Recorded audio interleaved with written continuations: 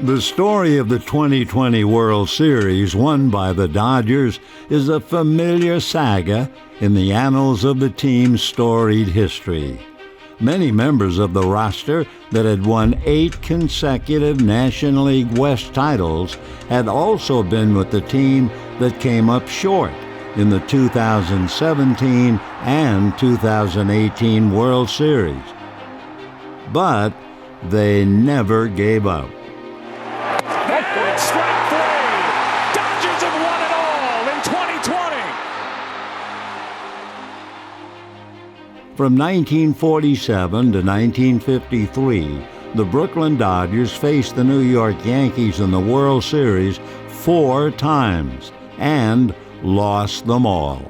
Power scores with a winning run to give the New York Yankees the World Series. All-time greats like Pee Wee Reese, Duke Snider, Gil Hodges, and Jackie Robinson were members of all of those teams, and in 1955, they finally defeated the Yankees to earn the team's first World Series championship. And these Dodgers at last are world champions. They, too, never gave up. All of which brings us to the team that is celebrating the 40th anniversary of their title, the 1981 Los Angeles Dodgers. During the decade of the 70s, the Dodgers went to the World Series 3 times, losing in 1974 to the Oakland A's, and in 1977 and 78 to their old nemesis, the New York Yankees. Much like the 1955 and 2020 teams, the 1981 Dodgers were comprised of players who had been through the battles, and they too faced unprecedented obstacles and multiple instances of their season being on the brink. And they too never gave up. The magic of the 1981 season would begin on opening day. The lineup included players who would take their place among franchise greats. The legendary infield of Steve Garvey, Davey Lopes, Bill Russell, and Ron Cey. In the outfield, Dusty Baker was beginning his 6th season as a Dodger. Compton High School graduate Ken Landreau was beginning his 1st season with the team, and Pedro Guerrero was getting his first opening day start. Also getting their first opening day starts was the battery of Mike Scioscia and a rookie who would ignite the fan base named Fernando Valenzuela. He pitched a complete game shutout that day, the first of 8 consecutive complete game victories that also included 5 shutouts. It was remarkable. By the end of May, the team was an impressive 18 games over 500. The hot start to the season would be key because a 50-game work stoppage due to a strike by the Players Union would force Major League Baseball to create a postseason format unlike any in its history.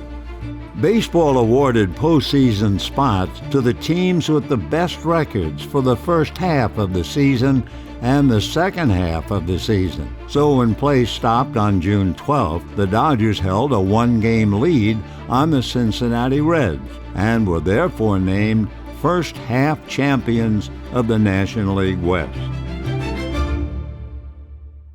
The 81 postseason would begin with a best-of-5-game series against the National League West's second-half division champs, the Houston Astros.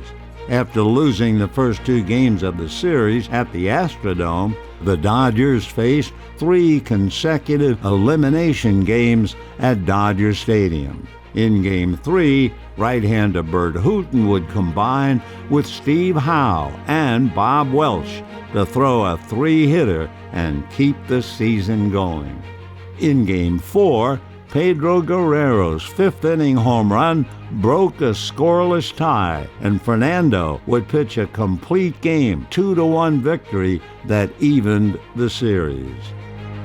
In the decisive Game 5, Jerry Royce would outduel Nolan Ryan, pitching a complete game shutout to secure the series. They never gave up. He's walking away. He didn't know he fouled it. Socia might have to throw to first base. To Garvey. Dodgers win the win. The 1981 National League Championship Series would see the Dodgers square off against the Montreal Expos in another best-of-5 series. After splitting the first two games in L.A., the Dodgers would face two consecutive elimination games north of the border. Once again, the trio of Hooten, Welsh, and Howe would pitch a gem of a game, allowing only one run. Meanwhile, Dusty Baker and Steve Garvey combined to drive in 5 to help even the series with a 7-1 victory. The fifth and deciding game of the 1981 NLCS was a chilly affair. The starting pitchers were Fernando and the Expos' Ray Burris. Both were being extremely stingy. The Dodgers' hero that day would be a player who experienced the World Series defeats of 77 and 78, Rick Monday. Rick singled, scored the Dodgers' only run of the game in the top of the fifth.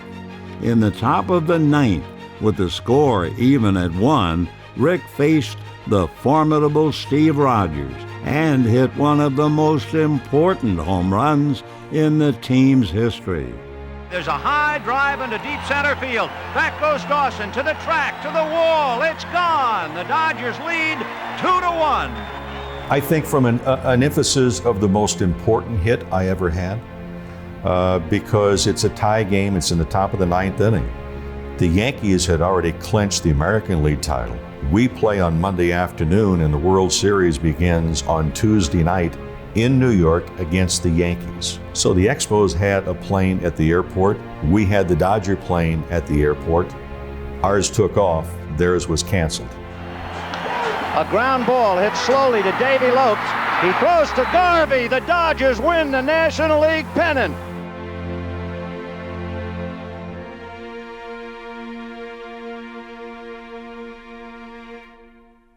Now the Dodgers would then face the team that defeated them in the 1977 and 78 World Series, their longtime pinstripe rivals from the Bronx. In 1978, the Dodgers won the first two games of the series, only to lose the next 4 to the Yanks. Fortunately, the opposite occurred in 1981. The series started in New York, and L.A. flew home down 2-0. But back at Dodger Stadium for Game 3, momentum shifted after Ron Cey hit a 3-run home run in the top of the first that would give the team their first lead of the series. With help from Pedro Guerrero and Mike Socia and a complete game from Fernando, the Dodgers began to flip the script. In Game 4, the Dodgers were down 4-0 early, but they kept battling back. And in the 6th inning, Jay Johnstone's pinch-hit 2-run home run and a single by Bill Russell tied the game at 6. 2 more runs in the bottom of the 7th would be enough to hold on and even the series. Fans at Dodger Stadium for Game 5 witnessed a masterful complete game victory from Jerry Royce, who was supported by back-to-back home runs by Pedro Guerrero and Steve Yeager. The Dodgers would return to New York needing just one more win. Former Dodger Tommy John would start the Game 6 for the Yankees, and he held the team to just 1 run through the first 4 innings. But in the bottom of the 4th, Yankee manager decided to pinch hit for Tommy John, and the pitchers who followed him couldn't stop the Dodgers from putting 7 runs on the board during the next 2 innings. Ron Cey went 2 for 3 despite suffering a concussion in Game 5 of the series. Pedro Guerrero hit his 4th home run of the postseason. Steve Yeager was behind the plate to manage terrific performances by Hooten and Howe. And when the kid from Compton, Kenny Landreau, caught the final out of the game, Dodger manager Tommy Lasorda would run onto the field to celebrate his first World Series championship as the Dodgers manager. You'd be hard-pressed to find a better example of perseverance than Tommy, and the impact of his will to win was undoubtedly one of the reasons that the 1981 Dodgers never gave up. It's a great victory. This is something that has escaped us for a long time, and we wanted that championship so bad. I want to thank all the Dodger organization, everyone who played such a vital role in this victory. What a tremendous win.